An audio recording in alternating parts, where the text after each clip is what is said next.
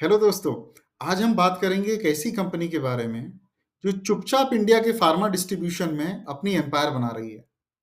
एक ऐसी कंपनी जिसने पिछले 7 सालों में 39 एक्विजिशंस करके 5000 प्लस करोड़ का रेवेन्यू बिजनेस बना दिया है।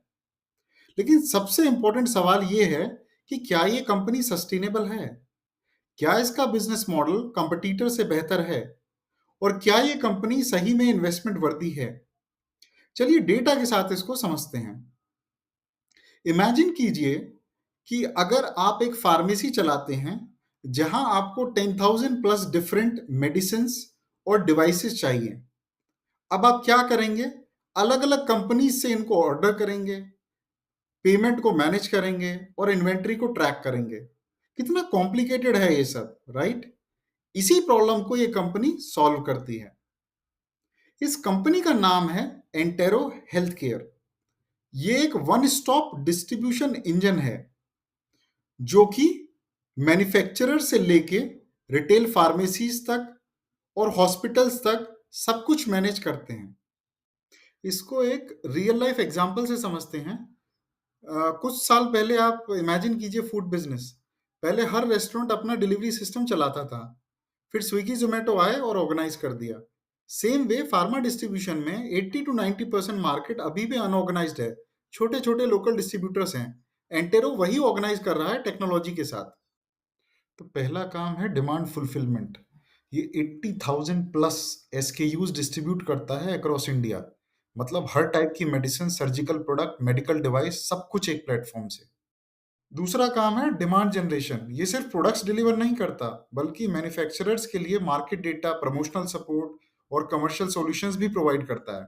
मतलब ये एक स्ट्रेटेजिक पार्टनर बन गया है, ना कि सिर्फ एक डिलीवरी बॉय। अब बात कर लेते हैं इनके FY25 फाइनेंशियल परफॉर्मेंस की। तो इन्होंने रेवेन्यू किया है 5096 करोड़, विच इज 30% ग्रोथ। वहीं आप अगर इंडस्ट्री का ग्रोथ देखेंगे तो सिर्फ 8% था। एबिटा इन्होंने किया है 172 crore, which is a 53% jump. Net profit भी अगर आप देखेंगे तो 107 करोड़ किया है, विच इज अ 170% इंक्रीज। ये FY23 में लॉस मेकिंग हुआ करती थी, now it has become profitable. Margin side पे अगर देखेंगे तो ग्रॉस मार्जिन 9.8% रहा है, एबिटा मार्जिन 3.5% तक एक्सपेंड हुआ है। Even if you check the very recent results Q2 FY26, इसमें भी इनका मोमेंटम कंटिन्यू है। रेवेन्यू इन्होंने किया है 1571 crore, which is a 20% year on year growth. And net profit किया है 36.6 crore, which is a 40.6% year on year growth.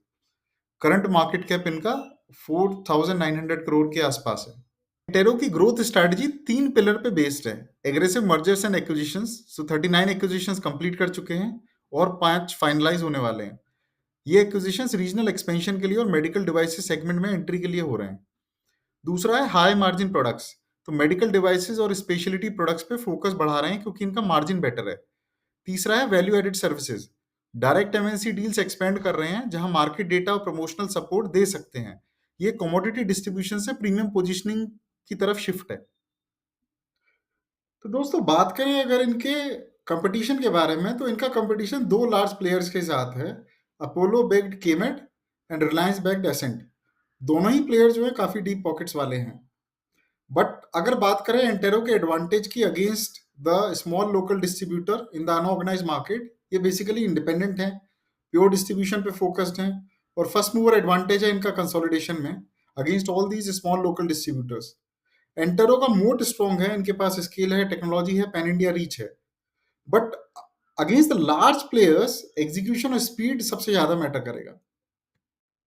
दोस्तों अगर बात करें इनके कॉम्पिटिटिव एडवांटेज की, तो इनका पहला कॉम्पिटिटिव एडवांटेज है टेक्नोलॉजी एज।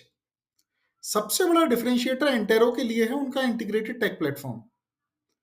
तो they have real time inventory tracking, data analytics, supply chain optimization. ये सब ऑटोमेशन के थ्रू होता है। छोटे डिस्ट्रीब्यूटर्स के पास ये कैपेबिलिटी नहीं है। अब अगर बात करें इनका दूसरे कॉम्पिटिटिव एडवांटेज की, तो दूसरा कॉम्पिटिटिव एडवांटेज है पैन इंडिया स्केल। 39 एक्विजिशंस करके एंटेरो ने पूरे इंडिया में रीच बना ली है, मेट्रो सिटीज से लेकर टायर 2 सिटीज तक। वर्किंग कैपिटल साइकिल भी 67 डेज तक रिड्यूस कर दिया है और टारगेट है 60 डेज का। तो ये हुआ इनका दूसरा कॉम्पिटिटिव एडवांटेज। अब अगर तीसरे कंपटीटिव एडवांटेज की बात करें तो तीसरा एडवांटेज है asset light B to B model. तो जैसे आप देखेंगे कि मेडप्लस जैसे रिटेल चेन्स हैं, उनके अपने स्टोर्स लिमिटेड हैं और they are limited only to their own stores. PharmEasy को अगर देखेंगे जो कि ऑनलाइन प्लेयर है, वो कंज्यूमर डिस्काउंट में कैश बर्न कर रहे हैं। लेकिन एंटेरो का जो पूरा का पूरा बिजनेस है वो बी टू बी है। तो ना तो रिटेल का हेडेक है और ना कंज्यूमर डिस्काउंट का प्रेशर। अब अगर बात करें इनके चौथे कंपटीटिव एडवांटेज की, तो चौथा कंपटीटिव एडवांटेज है wide product portfolio. 80,000 plus SKUs ये लोग हैंडल करते हैं। मतलब कि ये लॉन्ग टेल प्रोडक्ट्स भी हैंडल कर सकते हैं, जो कि छोटे डिस्ट्रीब्यूटर्स के लिए अनइकोनॉमिकल है। दोस्तों, एंटेरो हेल्थ केयर एक सॉलिड कंसोलिडेशन स्टोरी है फ्रेगमेंटेड फार्मा डिस्ट्रीब्यूशन मार्केट में। Technology enabled B to B model है इनका, एग्रेसिव ग्रोथ है और इंप्रूविंग प्रॉफिटेबिलिटी, सब पॉजिटिव इंडिकेटर्स हैं। पर याद रखिए, कंपटीशन इंटेंस है और वैल्यूएशंस इतने सस्ते भी नहीं है। मैनेजमेंट एग्जीक्यूशन और मार्जिन एक्सपेंशन ट्रैक करना जरूरी है। दोस्तों, अगर वीडियो पसंद आया हो तो लाइक करें, सब्सक्राइब करें और बेल आइकन को प्रेस करें। कमेंट्स में बताइए आप मुझे कि क्या फार्मा डिस्ट्रीब्यूशन स्पेस में बुलिश हैं। मिलते हैं नेक्स्ट वीडियो में। Thank you.